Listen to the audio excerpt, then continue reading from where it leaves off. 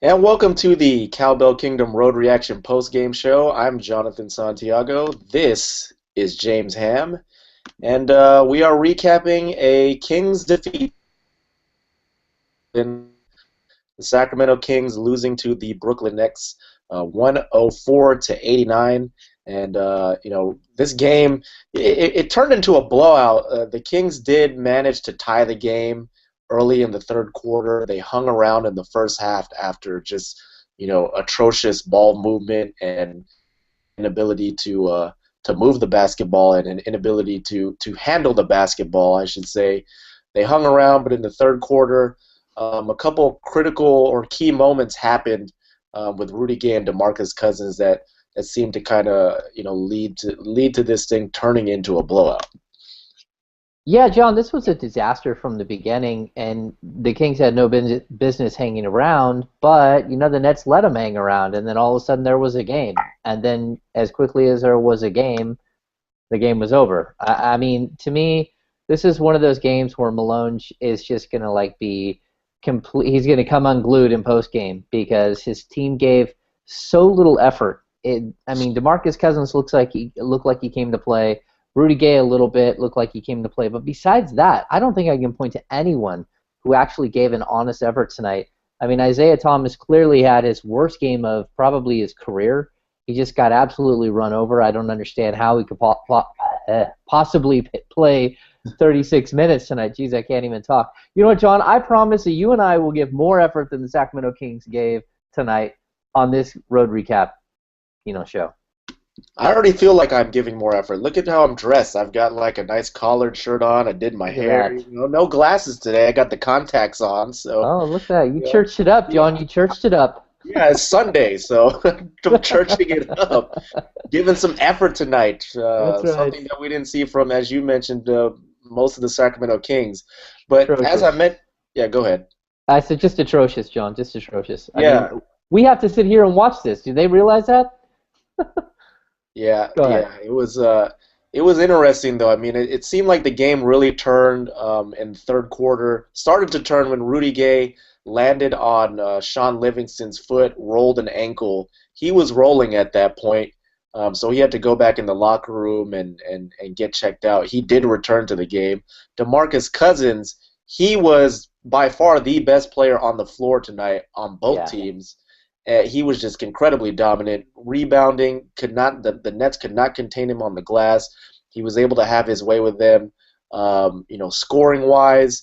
But he picked up his fourth personal foul, and at that point he had 21 and 15 with about 3 minutes to go in the third quarter, and that pretty much gave Brooklyn the opening they needed because Marcus Thornton, obviously we will touch on him. He was able to score quite a bit here in this game, as Kings fans are very well aware of Marcus Thornton's game. But those two moments to me really stuck out in why the Kings ended up losing tonight as opposed to coming out with a victory.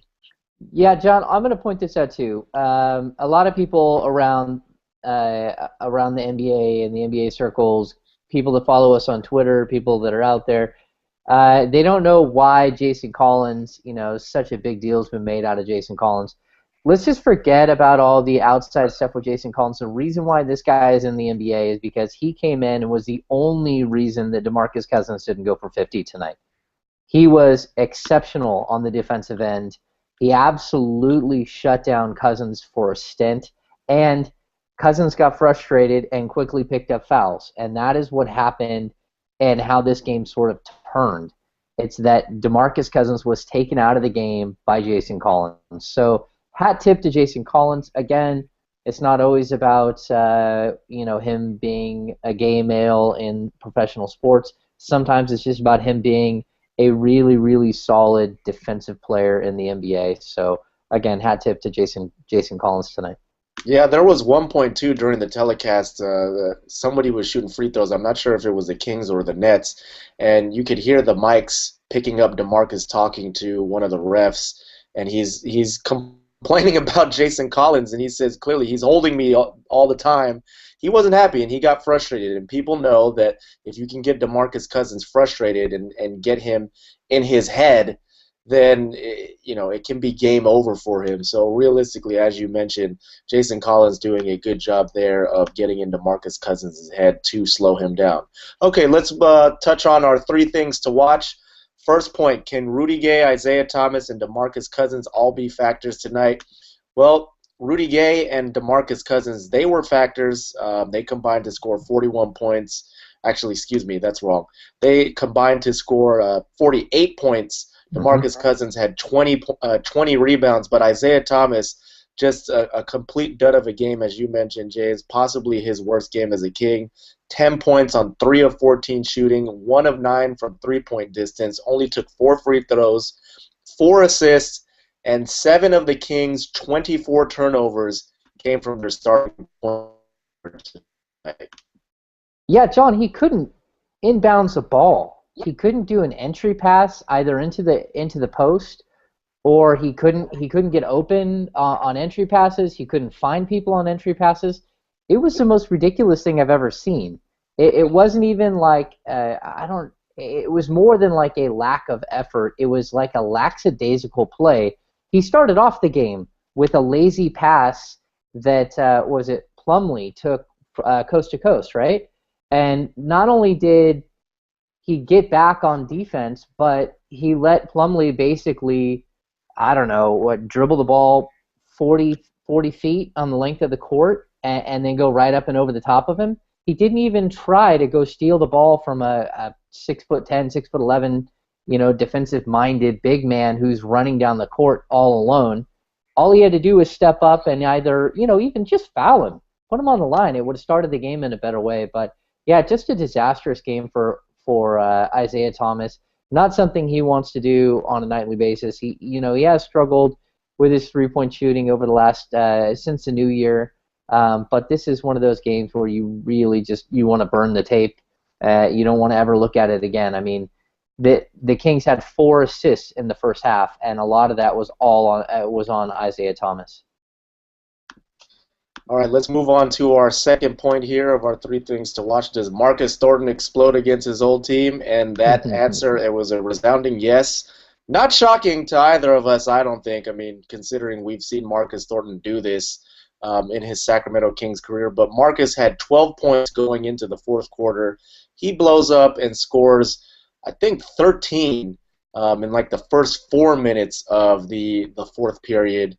And he finishes with 27 points on 11 of 15 shooting, 5 of 8 from three-point land. He is a guy, you put it out on Twitter, if Marcus Thornton had been playing like this all season long, he would still be a Sacramento King, and maybe the development of Ben McLemore would be a little bit different right now, more so the Kings easing him in. But this is what the Kings wanted out of Marcus Thornton. They wanted a guy who was going to embrace a role coming off the bench, being a six-man, a scorer like this. And now that he's with the Nets, he's doing that. And I said on Twitter, I'm not surprised at all that Marcus Thornton had this kind of game, and I'm not going to be surprised at all if he becomes a guy who makes a name for himself in the playoffs, because he is only 26 years old, and he is a player who is capable of doing this. And the Nets got themselves a guy who can get hot quick, and that's what he did against the Sacramento Kings tonight. Yeah, John, I hope he's not like patting himself on the back for this game and saying, "Oh, look, see what I could do." I hope that that's not the case, because if he is, then it's even worse than I thought. Yeah, I think less. I mean, honestly, he was given every opportunity. I mean, he played 46 games. He had 26 starts as a member of the Sacramento Kings. The fact is, he was the reason why the Kings lost so many of those games. The Kings were playing 4-on-5 half of the season because of Marcus Thornton, because his inability to do anything like what he did tonight for New Jersey. And see, this is where people are like, okay, well, the Kings weren't giving him the opportunity. They weren't giving him all these touches. He didn't get touches tonight either. He had short stints where he bombed away. And that's exactly, he took advantage of really, really small windows where he could light somebody up. And that's kind of what you want out of a streak shooter. That's what Marcus Thornton is. He's a streak shooter, a guy that when he's hot, you got to feed him. And honestly, tonight, I mean, good for him. I hope he has more games like that for the Nets, and I hope that he bounces back. But what happened in Sacramento is 100% on Marcus Thornton. It has nothing to do with the Kings' new regime or Coach Malone. This is 100% on a player who basically gave up on his team and just, called it in, cashed the checks for the first half of the season. So I'm glad he had a nice game, but to me it doesn't matter at all. I mean, he is what he is as a player, and him not being on the Sacramento Kings should have no effect going forward. All right, moving on to our last thing of our three things to watch. Pushing the pace, Kings. Realistically, they end up losing this game 104-89. The Nets, the Nets controlled the game in the first quarter. The Kings were able to hang around in the second, obviously getting to tie the game in the third. But realistically, this wasn't like the game they played earlier in the season. Obviously, this is a completely different Sacramento Kings team that is playing the Nets versus the one that beat them in November. But they didn't really take advantage of that. I don't think. I mean, Paul Pierce goes down with an injury. Kevin Garnett is not playing tonight. So the Kings did not really. They weren't able to move the ball. Obviously, they only finished with 11 assists to 24 turnovers, and a lot of that to me falls on the point guards for the Sacramento Kings. Isaiah Thomas, as we mentioned, 7 turnovers. Ray McCallum was not really able to get much going tonight. He did play 29 minutes, but wasn't really an up-tempo game for the Kings, I thought. Yeah, John, Nets team is a completely different team than what the Kings faced early in the season as well. I mean, Paul Pierce going down early, clearly Kevin Garnett didn't play in this game. Those guys are, combined 87 years old. So, Paul Pierce only plays a minute 13. I think if Pierce would have played, this game could have actually had a different feel to it, because while he is very talented still, he can still score. He is kind of the slow it down, bring this thing to a halt type of player. And the Kings, of course, they didn't get anything out of their guards tonight. But, when the Kings played these guys early in the season, Mason Plumlee wasn't in the starting lineup. Sean Livingston wasn't in the starting lineup. Paul Pierce was playing small forward. He wasn't playing power forward. This is a totally different feel, a different look. Marcus Thornton adds another twist to this team. So does I don't even want to try to say his name, but Tatolovich, I think is how you. Yeah, Teletovic. Okay, and Alan Anderson, another young player. So what they've tried to do, we talked about this early in the season. I specifically remember that the Nets looked like they were going to be bad all year long because you don't get younger as the season goes on.